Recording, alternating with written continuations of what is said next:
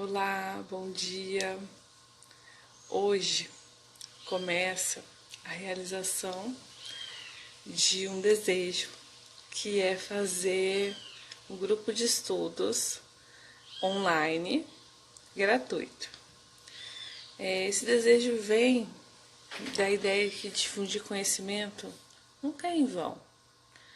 A gente pode trabalhar com difusão de conhecimento, isso pode ser muito bom, porque a gente dissemina informação, a gente transforma as realidades através do conhecimento. Então, eu queria agradecer quem está chegando. A gente tem um monte de nominhos aparecendo aqui para mim. Anne Costa, Emília, tem nomes que eu não sei, tem nomes que eu não consigo saber. Samara, Giz Fink entrou. Bom dia, Emília, tudo bem? Então, eu estou muito feliz de vocês estarem aqui. Hoje é o primeiro dia desse grupo de estudos e eu gosto muito dessa possibilidade de trabalhar com esse tema e com esse formato de estudos mesmo, público, aberto, acessível a todos, né? Geralmente o grupo de estudos tem um formato. Eu vou dizer que a gente sabe que não vai ser exatamente assim. O grupo de estudos geralmente tem um formato, todo mundo lê o capítulo e a gente discute apenas esse capítulo durante os encontros. Eu entendo que nesse momento de coronavírus, a gente não está com todo o tempo. E eu queria muito, até por isso essa questão gratuita, online, aberto, eu queria muito que fosse leve para as pessoas e não que causasse mais ansiedade. Até porque a gente tem visto muita preocupação com a saúde mental, no sentido desses tempos de isolamento social, né? O quanto patologias de saúde mental podem ser aumentadas e ampliadas por conta disso. O quanto de cansaço, de carga mental, de coisas que a gente já falava antes disso, estão aumentadas mesmo. Então eu queria que fosse algo leve. Eu vou falar de alguns tópicos, a gente pode discutir, ter perguntas sobre eles. E eu vou tentar disponibilizar no YouTube também esse vídeo. Eu sempre falo de tentar porque no primeiro vídeo que eu consegui colocar, que foi o da live dessa semana, não foi exatamente assim, nossa, eu peguei, apertei um botão e estava lá no YouTube. Não, teve todo um processo. Então, eu sempre falo de tentar porque é um aprendizado para mim também, nesse sentido, de colocar tudo, disponibilizar tudo em vários canais. Eu queria... Oi, Patrícia, que bom que você está aqui. Eu vi que a Camila também entrou. E eu tenho consciência de que esse não é um horário bom para todos. E eu tomei a decisão de fazer nesse horário porque a gente precisava de um horário que eu pudesse estar bem disponível. E nesse horário o Pedro está dormindo. Pedro é meu filho, para quem não conhece, não está aqui pela primeira vez, enfim. Então é um horário que costumeiramente ele tá muito ocupado dormindo. E eu não queria que fosse algo para concorrer com ele, algo que tivesse esse tom. Eu queria que fosse algo que eu fizesse com muita tranquilidade, né? A live vai ficar disponível 24 horas e se eu conseguir colocar no YouTube a gente vai ter mais tempo. Então a gente acaba democratizando os horários de visualização. Eu ia pedir para vocês uma coisa que eu sempre peço no início das lives, que é clicar no coraçãozinho, não porque eu quero ver coraçãozinho, não é uma questão de ego, é uma questão do Instagram entender que essa live é interessante e disseminar para mais pessoas, porque tem muita gente fazendo live nesses dias, né? Então, quanto mais gente clica no coraçãozinho, mais ele entende, nossa, essa live tem conteúdo relevante, vou disseminar. E aparece assim nos papéis das pessoas, nos perfis das pessoas, né? Falando, Ariane está online ao vivo, assista antes que termine. Então, é esse pedido que eu estou fazendo para a gente poder ter mais pessoas alcançadas. Eu acredito muito, de verdade, na disciplina positiva. Todas as áreas que eu trabalho, eu acredito primeiro nelas, como na vida pessoal, para mim, que funcionaram, que dão certo, para depois eu partir para isso, para utilizar como uma ferramenta de trabalho, por exemplo. Então, eu acredito muito e eu acho que é uma ótima oportunidade da gente aprender e falar mais sobre esse tema. Então, a gente vai começar agora com o capítulo 1. É um capítulo bem importante, apesar da gente muitas vezes achar, nossa, mas vai começar capítulo por capítulo, né? Não, um capítulo bem bacana que coloca muitos fundamentos e alicerces sobre essa área que é bem bacana, que é a disciplina positiva. Então, eu acho que a gente vai, se vocês quiserem, quem não tenha pego papel, caneta, não tenha lido o livro, não tem problema. Eu entendo que às vezes a gente está se cobrando muito nesse período, está muito corrido, tem muita coisa para fazer, muita coisa acontecendo agora. E não são férias, né, gente? Então, se vocês quiserem também colocar algumas perguntas, pode. Se não quiserem, tá também, tá tranquilo. E eu vou agora começar a falar sobre o capítulo, alguns pontos que eu anotei aqui, para a gente poder seguir esse estudo. Então, acho que é bem bacana a gente começar um ponto aqui, que inclusive geralmente traz vários gatilhos, que acontece bem no início do capítulo. Como tá muito ruim de ouvir, Emília, é isso? Me fala para eu ver se eu consigo melhorar um pouco isso. Deixa eu ver se eu consigo colocar o fone de ouvido melhor. Peraí.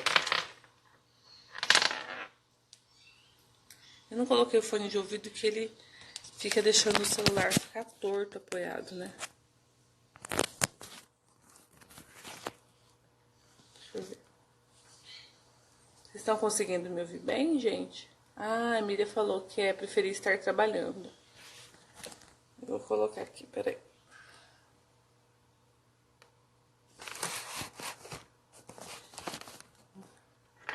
Ah, é verdade. É um sentimento que a gente tem mesmo. De essa sensação, essas preocupações, a impermanência que a gente está vivendo, né?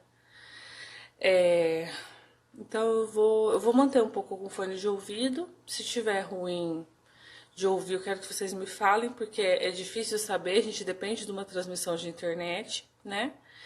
E aí, assim, eu preciso desse termômetro mesmo de vocês, tá bom? Então vamos lá. A gente. Tá. A Emília tá falando pode deixar seu fone. Então eu pensei em manter um pouquinho agora, que eu coloquei. E daí, se for o caso, a gente não tá entortando o vídeo. Então eu vou tirar. Mas eu quero ir falando enquanto eu vou tirando. Gente, olha só. Então a gente ouve, inclusive com frequência, essa frase que tá aqui bem no primeiro capítulo.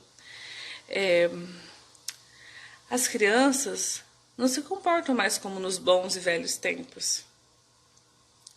O que aconteceu? Por que hoje em dia as crianças não desenvolvem o mesmo tipo de responsabilidade que pareceu mais presentes em muitos anos atrás? E eu acho bem interessante essa pergunta e esse olhar. Assim. Primeiro, que é bacana olhar num aspecto mais amplo da pergunta, sobre o quanto a gente tem saudade das nossas épocas e das nossas histórias. É o primeiro capítulo do Disciplina Positiva, Emília. Disciplina Positiva é esse aqui, ó. Deixa eu te mostrar. Esse. A gente está fazendo um grupo de estudos online. É isso que a gente tá fazendo agora. E aí eu acho bem bacana a gente colocar que nós todos mudamos nesse tempo. E nós também não nos comportamos mais como era antigamente. E é bem bacana a gente perceber o quanto essa mudança não foi só para a geração dos pequenos, mas para todas as gerações, né? Agora, para quem não tem acompanhado também, eu estou fazendo graduação em psicologia. E psicologia ainda não é permitida online do Brasil.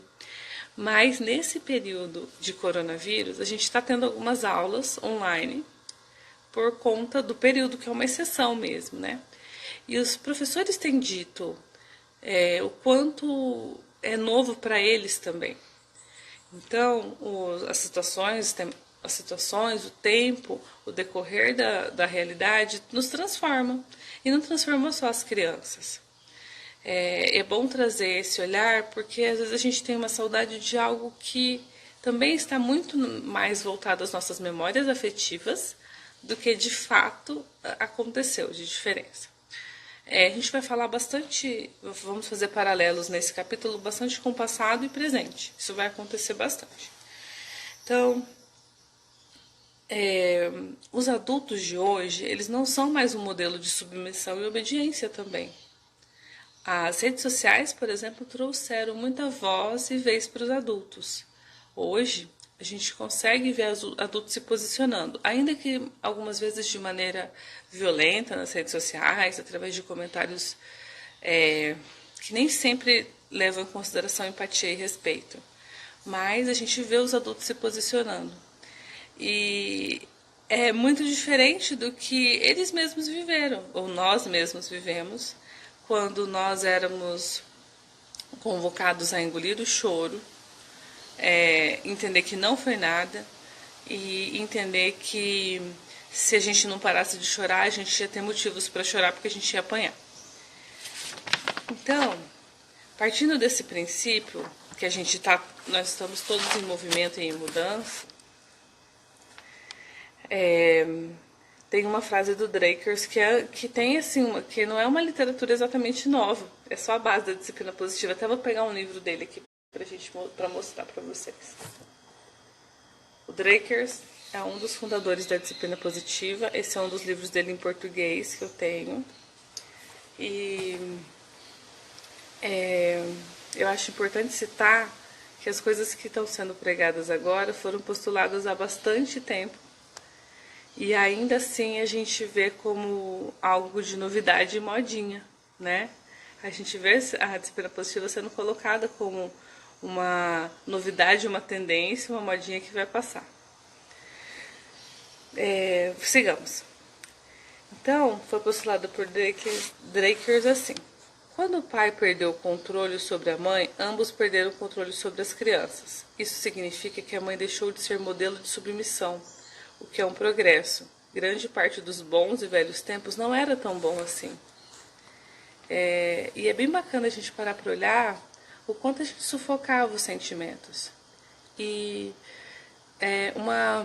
um olhar que a gente precisa ter também, hoje trabalhando em empresas, trabalhando em instituições, a gente vê o quanto os adultos às vezes não conseguem falar dos seus sentimentos ou não conseguem empatizar com o outro, porque não era lhes oferecida empatia e conexão.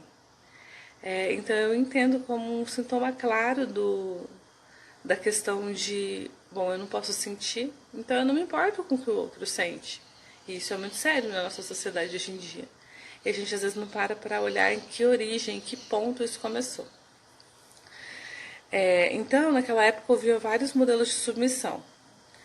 E a gente viveu na história essa história do poder e da submissão. Então, assim, tinham reis e os plebeus. E como que era feito esse controle social? Nós tínhamos mortes em praça pública como modelo moralizante. O próprio Tiradentes aqui no Brasil foi um exemplo de morte moralizante, a forma com que foi exposta a morte dele, né?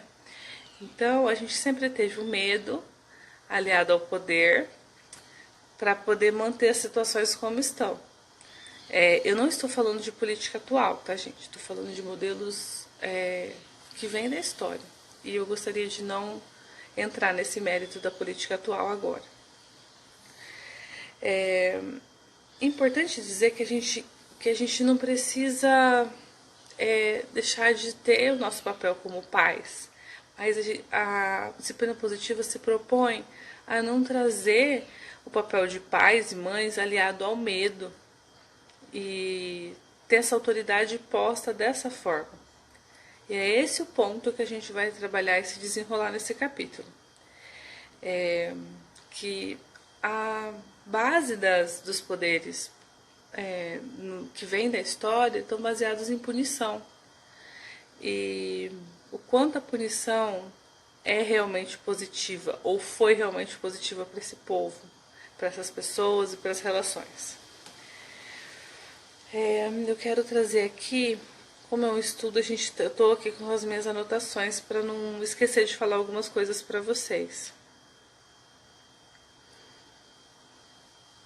E aqui nós temos as 7 percepções e habilidades significativas que a gente tem aqui no capítulo, que eu acho importante, antes de eu falar mais profundamente da questão das punições, que a gente vai ter aqui no capítulo. Vamos lá. Quando toda a energia e inteligência são direcionadas para manipular, revoltar-se ou esquivar-se, as crianças não desenvolvem a percepção e habilidades necessárias para se tornarem pessoas capazes. Stefan Glenn e a Jane Nielsen identificaram 7 percepções e habilidades significativas necessárias ao desenvolvimento de pessoas capazes. E aí a gente tem aqui a primeira, forte percepção das habilidades pessoais. Eu sou capaz.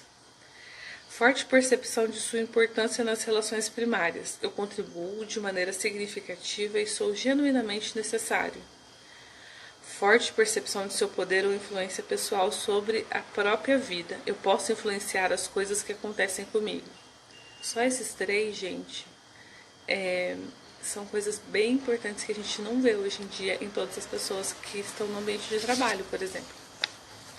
Forte habilidade intrapessoal, habilidade de entender suas próprias emoções e de usar esse entendimento para desenvolver autodisciplina e autocontrole. Forte habilidade interpessoal, habilidade de trabalhar com os outros e desenvolver amizades por meio da comunicação, cooperação, negociação, troca, empatia e escutativa. Forte habilidade sistêmica, capacidade de lidar com os limites e consequências da vida cotidiana com responsabilidade, adaptabilidade, flexibilidade e integridade. E forte habilidade de avaliação, habilidade de usar a sabedoria para avaliar as situações de acordo com os valores apropriados. Gente, essas habilidades são desenvolvidas quando as crianças não estão com a sua energia e inteligência direcionadas para manipular, revoltar-se ou esquivar-se. E esses são itens baseados à punição. Hoje, nós temos crianças que cresceram no mercado de trabalho. E quando eu vou trabalhar com grandes grupos de trabalho, eu vejo os gestores procurando essas características nos seus colaboradores. E muitas vezes essas equipes não apresentam todas elas em uma pessoa só. E o que aconteceu, será? É uma pergunta que eu quero deixar aqui para a gente pensar. Agora, eu quero dizer que essas habilidades são desenvolvidas naturalmente nas crianças quando é permitido trabalhar e viver e ter liberdade de expressão também, não ser sufocados pela punição ao lado dos pais. A gente tinha antigamente, a gente está fazendo um paralelo de antigamente e do mundo atual, até porque é o primeiro capítulo, né? Que traz muito isso. A gente tinha antigamente a possibilidade de desenvolver muitas habilidades de vida e coisas muito importantes mesmo. As crianças tinham muita possibilidade de contribuir, porque elas eram usadas, inclusive, como uma mão de obra nas famílias. Então, elas aprendiam muitas coisas de vida. Mas, ao mesmo tempo, os seus sentimentos e emoções eram sufocados. Então, a realidade, como a gente começou com essa temática, as crianças não são mais como antigamente, nós também não somos mais como antigamente, né? E o que era ser esse antigamente, que talvez não era tão bom assim. Eu quero trazer uma tabela que tem aqui, com uma coisa que a gente fala muito em eventos de disciplina positiva. Então, se alguém que está aí já assistiu algum evento meu, vai se lembrar disso. Que são as 3 abordagens para a interação adulto-criança. E que é muito comum. Então a gente tem a rigidez, que é um controle excessivo. E daí a gente tem uma ordem sem liberdade. As pessoas ficam... As crianças estão sem escolhas. E você faz isso porque eu mando, fim. Então essa é uma abordagem que a gente tem. E muitos de nós que estamos aqui, da nossa faixa etária, vivemos essa abordagem. A permissividade. A permissividade é uma outra coisa. Que é a liberdade sem ordem. E que as pessoas confundem muito com o que é disciplina positiva, que não tem absolutamente nada a ver. Que são escolhas ilimitadas. Você pode fazer o que você quiser. E a disciplina positiva não é isso. E aí vem o que é disciplina positiva, que é uma liberdade com ordem, com escolhas limitadas. E a gente coloca que a criança pode escolher dentro dos limites que demonstrem respeito por todos. E a disciplina positiva trabalha muito nesse caminho. Eu até gosto muito de questões... tem uma coisa aqui que dá pra fazer. Eu gosto muito do concreto para mostrar isso. Deixa eu ver uma caixa. Eu vou pegar aqui, a gente vai imaginar que esse meu colar é um pêndulo, tá? Colarzinho que eu adoro, ele estava aqui na sala. Esse colar é um pêndulo. Então, a disciplina positiva tenta fazer o caminho do meio. Nem esse lado para cá, que seria a permissividade, nem esse lado para cá, que seria a rigidez ou autoritarismo. Ela fica no caminho do meio. Então, eu quero falar um pouquinho mais dessas áreas. Então, isso tudo está dentro do capítulo. Eu só quero seguir esse capítulo que a gente está fazendo esse grupo de estudos hoje, né? E para quem chegou agora, que eu vi que teve bastante gente que chegou agora, nós estamos fazendo o grupo de estudos de disciplina positiva. Nós estamos no capítulo 1 desse livro aqui. Vou mostrar a capa só para que vocês possam acompanhar. Então, nós vamos falar um pouquinho da rigidez, né? As crianças não são envolvidas no processo de decisão. As regras são postas para seguir e a punição acontece para quem violar as regras. Enfim. Soa familiar pra gente essa abordagem? Aí a gente tem a permissividade. Na permissividade não existem regras. Então tenho certeza que nós vamos nos amar e ser felizes, e você será feliz por fazer suas próprias regras no futuro. Esse é um outro caminho. E nós temos a disciplina positiva. Juntos, nós vamos decidir as regras para o nosso benefício mútuo. Também vamos pensar juntos nas soluções que nos ajudarão e resolverão nossos problemas. Quando eu precisar usar o meu discernimento sem a sua interferência, eu serei firme com gentileza, dignidade e respeito. A disciplina positiva fala bastante de gentileza e firmeza. Eu gosto muito de trazer essa abordagem porque ela é fundamental para todas as leituras do capítulo. O que é gentileza e firmeza? Dos capítulos, todas as leituras do livro, na verdade. Gentileza no sentido de entender do desenvolvimento infantil. Gentileza de entender do que essa criança é capaz, de como ela consegue, de como ela tem entendimento, do que ela consegue alcançar. E firmeza no sentido de também trazer os limites, inclusive necessários para ela, para a segurança dela, mas tudo isso, né, misturado com empatia e respeito. A gente pode trazer limites para as pessoas de uma maneira mais respeitosa, com um olhar para ela como um ser humano envolvido. E não eu mando e você obedece. Isso não é exatamente respeitoso, né, gente? Inclusive não traz escuta, não traz conexão. Então, eu, ainda seguindo a disciplina positiva, a gente tem aqui, eu estou passando as páginas do livro, eu fiz as minhas anotações aqui no livro mesmo. E eu vou trazer uma coisa que é bem importante nesse capítulo, que é esteja atento ao que funciona. Quando os pais me procuram para falar de disciplina positiva, eles não me procuram porque tá tudo bem e eles não têm nada para mudar e eles vieram só me dar um oi. Eu adoraria que fosse assim, porque eu gosto de dar oi para pais, né? Mas em todas as ações de escola de parentalidade, em cursos que eu já dei, eu ouço pais dizendo que as coisas não estão funcionando. Não é fácil conseguir esse equilíbrio mesmo, não. Inclusive porque nós não temos um olhar interno para quando a gente não está aguentando mais e não está dando conta, ou a gente está próximo de explodir. Porque a gente não se conhece profundamente, muitas vezes, e não se olha para os nossos próprios sintomas, né? Para as nossas próprias dores, para as nossas próprias dificuldades. Realmente é um caminho que não é fácil, eu concordo com você. Deixa eu ver o que a Emília tá falando aqui, antes de eu continuar, que eu levantei e olhei para esse comentário, e aí eu vou olhar para o da Emília também. Ari, faz as aulas no YouTube, não precisa você colocar lá depois. Já te economiza trabalho, e se você tiver 2 câmeras, faz nos 2 lugares simultaneamente. Emília, deixa eu te explicar por que eu tô fazendo aqui. Eu tenho algumas amigas que trabalham bastante com mídia, são publicitárias, e elas me explicaram o seguinte: agora é uma hora muito boa de você falar para onde as pessoas estão. E a maior parte das pessoas que deixa eu ver se eu posiciono melhor. A maior parte do público que me acompanha tá no Instagram. Por isso que eu tô aqui, mas fazendo esse esforço para colocar lá, porque às vezes eles não.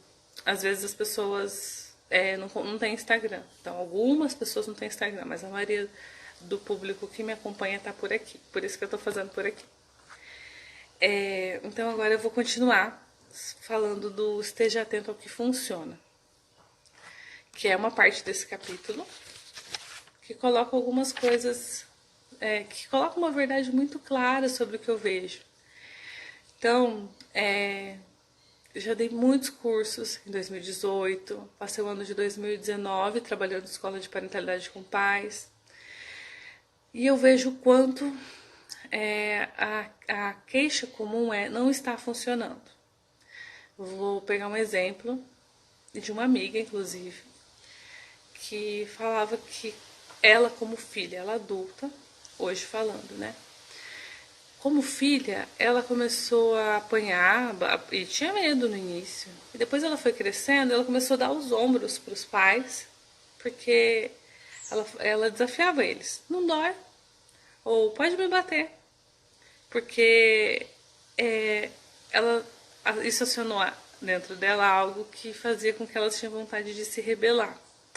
E ela nem estuda disciplina positiva para falar sobre isso, mas é muito bom ter um relato de um adulto falando sobre isso. Os pais relatam também que não está funcionando mais em vários aspectos. Olha, eu deixava de castigo, não funcionava. Tem pessoas que relatam que batem nos filhos todos os dias e ainda assim não funciona. Então, é bem importante a gente ficar atento ao porquê que a gente busca disciplina positiva às vezes. É porque tudo está bem, está funcionando? Então, é só para trazer esse olhar. Dentro dessa abordagem desse capítulo 1, a gente tem os 4 R's da punição. E eu precisava falar um pouquinho sobre o que funciona e o que não funciona antes de falar deles, porque eu sei que essa é uma área que causa muita resistência. Tudo bem, gente. Eu quero dizer para vocês uma coisa importante ainda antes de falar deles. Quando a gente critica a punição, a gente não está criticando os nossos pais ou o que eles fizeram. A gente está se colocando no papel de adultos que podem decidir o que nós faremos para os nossos filhos. O que os nossos pais fizeram foi uma escolha deles dentro das possibilidades, dos conhecimentos que eles tiveram. Nós estamos fazendo as nossas escolhas dentro das possibilidades e conhecimentos que nós temos hoje. E nós não podemos negar que nós não temos mais conhecimento hoje do que antes, em termos de parentalidade, o tanto de conhecimento que está sendo difundido. Então, só para a gente trazer essa informação. Os 4 R's da punição. O primeiro R é ressentimento. Então, isso não é justo. Eu não posso confiar nos adultos. O segundo R é da retaliação. Eles estão ganhando agora, mas eu vou me vingar. O terceiro R da punição é rebeldia. eu vou fazer exatamente o contrário para provar que eu não tenho que fazer do jeito deles. E o quarto R, que também me preocupa muito, e eu vejo sintomas atuais na sociedade desse R, é a dissimulação. Eu não vou ser pego da próxima vez. E a redução da autoestima. Eu não sou uma pessoa, eu sou uma pessoa ruim, não sou uma pessoa boa. É muito interessante que as crianças não conseguem deixar de amar os pais até 6 anos de idade. Elas deixam de amar a si mesmas, elas passam a não gostar delas mesmas e não acreditar nelas mesmas. Então, quem é ruim, elas se sentem ruins, não os pais. Então, é muito importante a gente pensar na forma que a gente está lidando com essas crianças, porque no momento que a gente está aborrecido com o comportamento, a gente entende, é bom que você perceba que você é má mesmo, vamos dizer assim, que a gente estivesse bravo, né? Mas a gente quer que essa criança tenha uma percepção dela como não sendo uma boa pessoa por mais tempo ou por bastante tempo, ou o que a gente quer para essa criança de futuro. Então a disciplina positiva tem esse olhar também para as habilidades de vida a longo prazo. E as crianças não têm essa consciência com muita clareza do que decisões elas estão tomando com relação à punição. Mas os nossos comportamentos são tomados no futuro de maneira inconsciente. E a gente vê exatamente esses comportamentos em ambientes de trabalho com adultos hoje em dia. Eu posso dizer que eu vejo acontecendo isso. Da retaliação, da rebeldia, da dissimulação e do ressentimento. Muitas vezes acontecendo. Então a gente entende algumas origens de algumas coisas na vida adulta a partir daqui. Estou fazendo esse paralelo porque é importante a gente ter noção de que existe continuidade, que a infância não termina em si. Como eu sempre costumo dizer, a infância é chão que a gente pisa a vida inteira. Eu quero dizer, agora eu quero falar um pouco mais da disciplina positiva a partir dessa parte aqui. E que vai falar um pouquinho sobre como é possível, sobre o que se não é permissividade e autoritarismo, o que é. E a gente vai trazer alguns detalhamentos a mais para a disciplina positiva antes de terminar o capítulo. Então, a disciplina positiva é uma abordagem que não inclui controle excessivo ou permissividade. Qual a diferença entre a relação entre os outros métodos disciplinares? Uma diferença é que a disciplina positiva não humilha crianças ou adultos. A disciplina positiva é baseada em um respeito mútuo e cooperação. Incorpora gentileza e firmeza ao mesmo tempo como fundamentos para ensinar competências de vida com base em um locus de controle interno. É muito interessante a gente pensar na disciplina positiva como um caminho do meio que é difícil de trilhar mesmo. Porque a gente está aprendendo e a gente passou a nossa vida vivendo os dois caminhos. Porque existe um lado, eu já fiz esse pêndulo, eu vou fazer de novo isso em casa. Então, às vezes, a gente alterna do autoritário ou restritivo, né, para esse lado, e para a permissividade dentro de um período da manhã. Então, eu fico brava, por exemplo, com uma coisa, eu grito, eu bato, aí depois eu saio desse bater e gritar e passo a querer recompensar e agradar. E daí depois o ciclo volta, eu fico brava de novo, aí eu grito e bato e depois eu recompenso. Então a gente viveu imerso nesse lado de ter às vezes o pai ou a mãe bonzinho ou o pai ou a mãe bravos. Colocando muita dualidade que a infância faz muito bem, que é de bons e maus, né? Então, é difícil a gente permear num caminho que a gente nunca teve, que a gente nunca experienciou. E é muito mais fácil a gente querer voltar para o caminho que a gente já viveu, né? Eu quero pegar um livro aqui para mostrar para vocês. Tem uma figura bem bacana. O livro é O Cérebro da Criança. É um livro super fácil de ter acesso. Na Amazon tem ele, acho que digital também, se não me engano. E aí a gente tem aqui uma outra figura mostrando a permissividade e o autoritarismo. Então a gente tem o caos e a rigidez, e a gente tem que nadar nesse meio aqui. Sem muitas vezes ir nadar nesse rio desconhecido, que a gente não conhece, né? Como que é viver nele, como que é fazer isso. Então realmente não é uma coisa tão fácil assim. Mas é por isso que a gente estuda, por isso que a gente lê, por isso que a gente se encontra com pessoas que praticam a disciplina positiva, para a gente poder se apoiar nesse trajeto, se a gente tem essa vontade. Eu sempre trago isso, que isso não... por mais que a gente aponte fatos e estudos, é sempre um caminho de escolha para a família e depende da dinâmica de cada família. Nunca isso é obrigatório, impositivo, né? A gente tem os 4 critérios para uma disciplina efetiva, que estão dentro dessa área da disciplina positiva agora. É gentil e firme ao mesmo tempo, no sentido de ser respeitoso e encorajador? Ajuda as crianças a desenvolver um senso de aceitação e importância? Ajuda a desenvolver essa conexão? É efetiva a longo prazo? Punição funciona em curto prazo, mas apresenta resultados negativos a longo prazo. Ensina habilidades sociais e de vida valiosas para a formação de um bom caráter?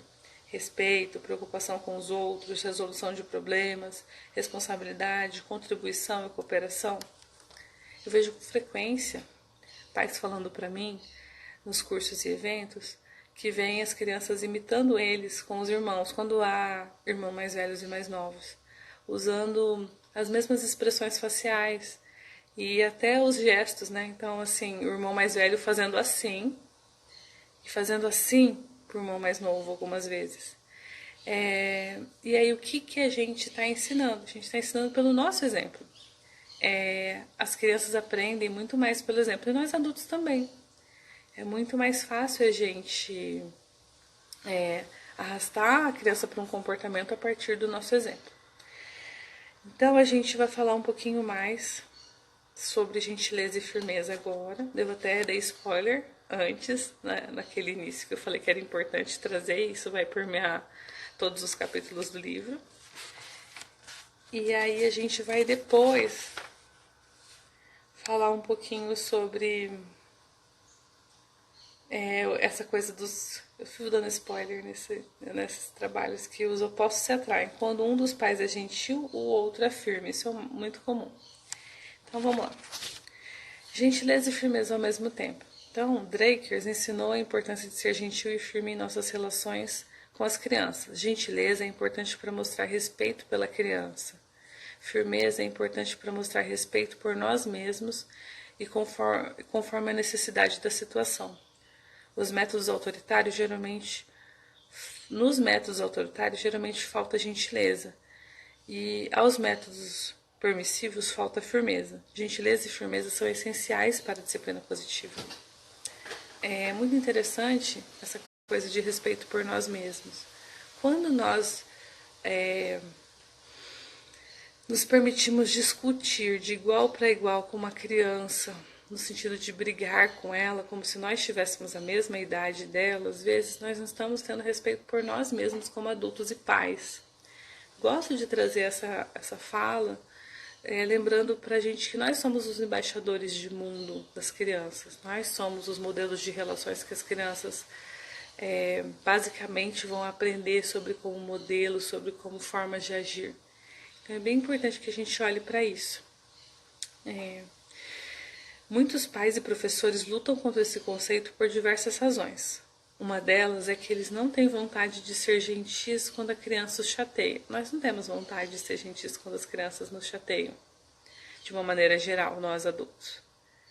Novamente, é importante perguntar, se os adultos querem que as crianças controlem seu comportamento, será que é demais pedir que os adultos aprendam a controlar seu próprio comportamento? Eu estou lendo isso aqui na página 13 do livro, porque eu acho que é importante a gente parar para pensar nisso. Eu até fiz uma postagem uma vez falando sobre isso, que a gente quer que as crianças nos compreendam e perdoem quando nós explodimos, mas quando elas explodem, nós punimos elas. E de todas as formas possíveis a gente pune. Então é bem interessante a gente parar para pensar um pouco nisso, nesse papel da criança, o que ela representa para nós, né? A Jane tem uma frase que eu gosto demais, que é de onde que nós tiramos a ideia absurda que a gente tem que fazer alguém se sentir mal para poder agir bem. E a gente tem muito isso com a punição. A gente acha que fazendo a pessoa se sentir mal, ela vai melhorar o comportamento dela.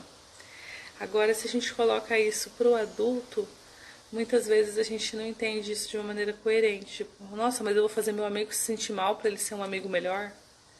Então, só para a gente parar para refletir um pouquinho. Para quem chegou agora, porque eu vi que algumas pessoas entraram, a gente está fazendo uma leitura compartilhada do capítulo 1 do livro Disciplina Positiva. Então, se eu estou trazendo essa lembrança, eu vou trazendo de tempos em tempos para ajudar com que a gente tenha esse entendimento para quem chegou agora. Eu quero trazer ainda, dentro desse capítulo, umas frases de gentileza e firmeza para ajudar, que eu achei interessantes. Eu vou ler aqui. Pais e professores normalmente dão sermões e fazem exigências. As crianças frequentemente respondem com resistência ou revolta. As frases de gentileza e firmeza a seguir vão ajudá-lo a evitar linguagens desrespeitosas e aumentar a cooperação. Está chegando a sua vez. Eu sei que você consegue dizer isso de uma maneira respeitosa. Eu me importo com você e vou esperar até que nós dois possamos agir com respeito para continuar essa conversa. Eu sei que você consegue pensar em uma solução que nos ajude. Haja, não fale. Por exemplo, silenciosa e calmamente pegue a criança pela mão e mostre o que precisa ser feito. Não é arrancar a criança pelos ombros e empurrar ela. É calmamente pegar a criança pela mão e mostrar. É diferente. Nós vamos falar sobre isso mais tarde. Agora é a hora de entrar no carro. Então, às vezes a gente entra numa discussão antes de entrar no carro e trazer essa firmeza do que a gente pode falar, com gentileza.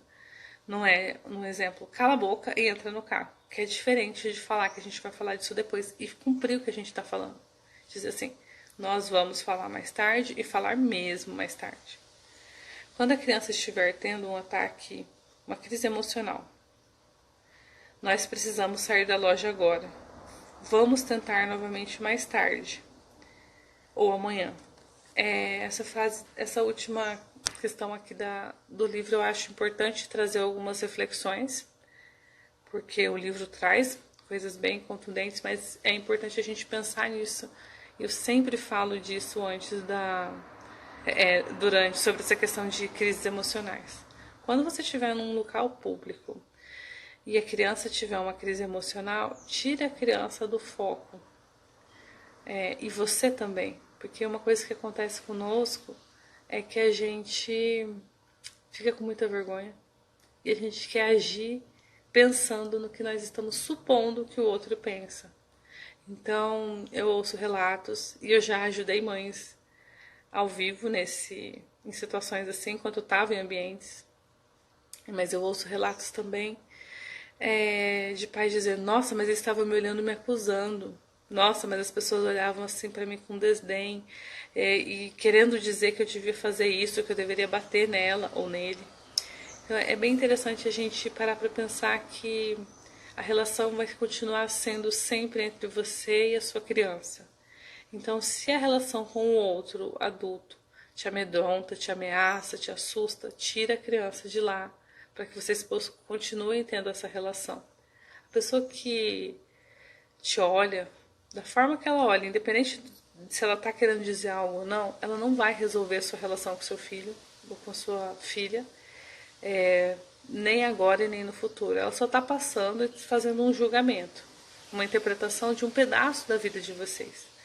Então, é bem importante a gente fazer isso, retirar a criança do espaço público, porque é uma exposição para você, adulto, muitas vezes que tem muita dificuldade de lidar com isso, com a impressão do outro. Nós temos isso, até porque nós somos condicionados a esperar a aprovação do outro.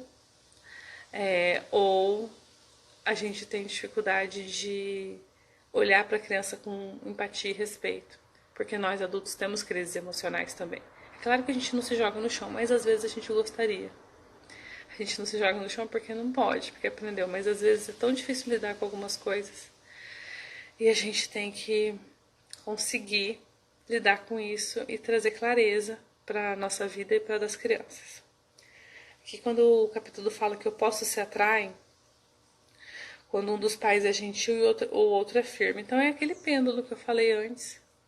E é muito comum esse papel mudar também. Pode não ser permanente. Teve uma época da minha vida que meu pai fazia faculdade fora. Então ele chegava e ele era o bonzinho. Porque ele chegava, ele estava morrendo de saudades, ele trazia coisas para nós. E a minha mãe era brava, porque ela estava todo dia com a gente. Porque ela estava cansada, porque ela tinha cansaço materno nítido, carga mental excessiva. Ela tinha que dar conta de três meninas e um menino. Então, esses papéis mudam também de acordo com as decorrências, né, e situações que a gente tem que se transformam, né, e permeiam a nossa realidade. Aqui a gente tem um tópico que fala ajudando as crianças a desenvolver um senso de aceitação e importância. E eu gosto bastante desse tópico, eu quero ler um trecho deles para vocês. Aceitação e importância são os objetivos primários de todas as pessoas, especialmente as crianças. Isso é tão importante que um senso de conexão ou falta disso é um indicador primário do quão bem as crianças estão indo na escola, tanto acadêmica quanto socialmente. Nenhum dos estudantes que mataram colegas ou professores se sentiam importantes e pertencentes a um grupo. Quando a gente tem essas mortes nas escolas, né, gente? Punição não ajuda as crianças a se sentirem que são aceitas e que são importantes. Essa é uma das razões pelas quais punição não é efetiva a longo prazo. Os métodos da disciplina positiva de fato ajudam as crianças a sentirem que são aceitas e que têm importância. E esse é um tema constante durante o livro. Tem alguns capítulos que vão falar sobre o mau comportamento, por exemplo, que é o capítulo 4, e a gente entende um pouco mais sobre esses aspectos a partir dos próximos capítulos. Aqui a gente tem uma pergunta, a gente está terminando o nosso capítulo já. A gente tem uma pergunta, é efetiva a longo prazo? A disciplina positiva é efetiva a longo prazo e eu tenho tido o prazer de ter essa percepção hoje. O quanto a disciplina positiva tem me ajudado na minha vida pessoal como mãe que aplica a disciplina positiva em casa nesses momentos de confinamento e de isolamento social.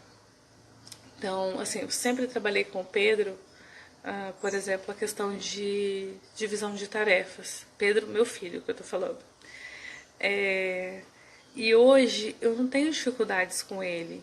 A gente tá em casa, então assim, tem muito mais louça, tem muito mais roupa, tem muito mais tudo, porque a gente está em casa o dia todo. Eu e meu marido estamos em sistema home office, né? Então a gente tem muito mais coisa para fazer. E a gente come mais em casa, né, gente? A gente suja mais, né?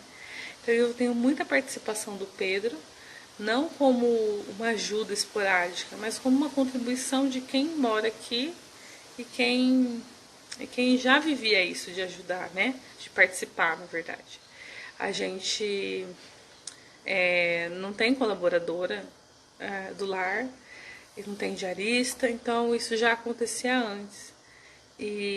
Mas a forma com que a gente... Tudo está mais intenso agora, porque antes a gente ia para os trabalhos, né?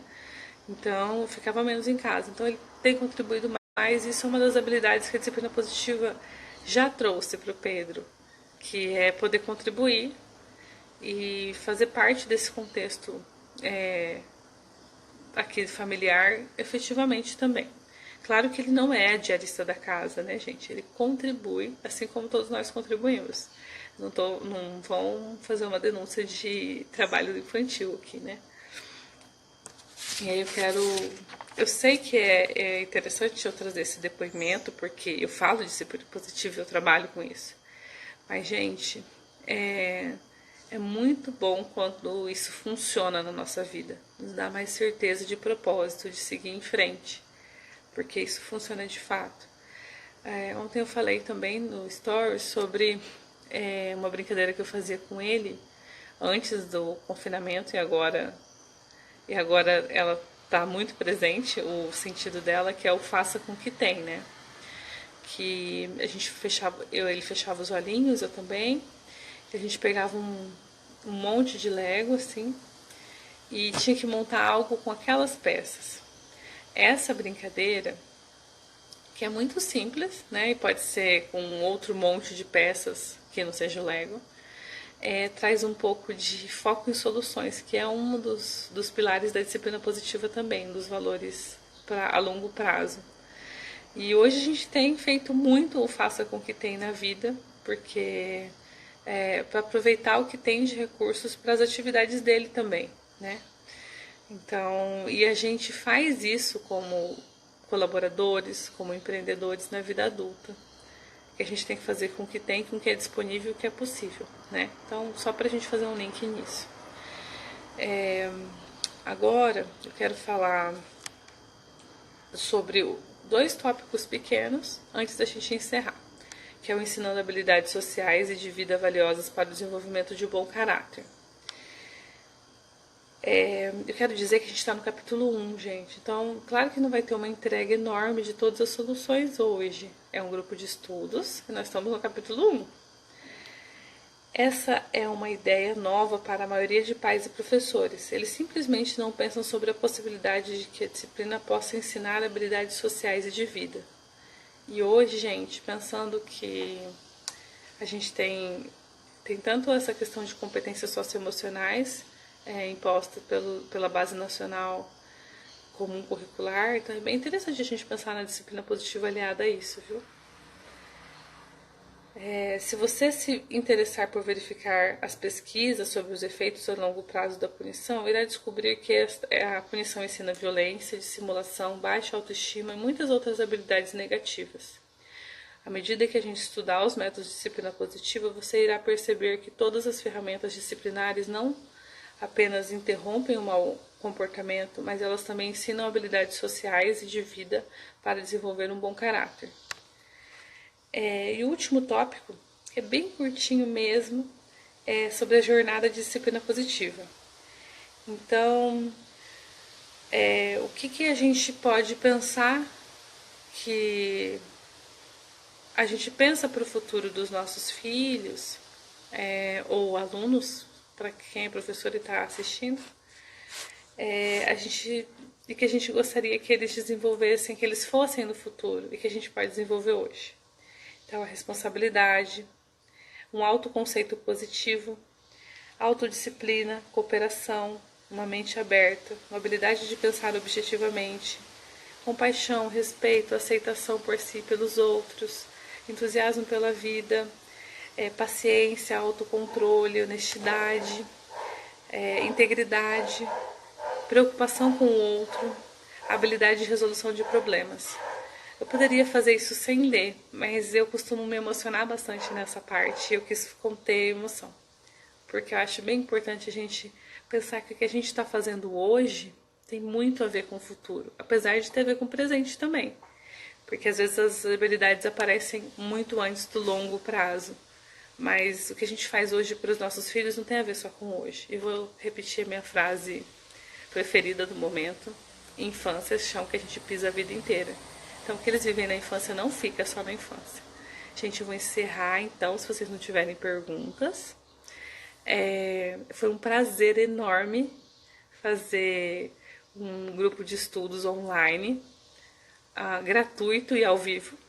É um desejo que eu já tinha. E, inclusive, com esse isolamento social, foi uma ótima oportunidade de atender a minha necessidade de estar perto, de contribuir de alguma forma com as pessoas. Muito obrigada por você que esteve aqui. Eu vou tentar colocar no YouTube esse vídeo, para quem não não pôde estar aqui nesse horário, mas ele vai estar disponível 24 horas também aqui no Instagram, no meu perfil. Muito obrigada, um bom dia para vocês e que a gente possa estudar mais juntos até a próxima sexta. Tchau, tchau!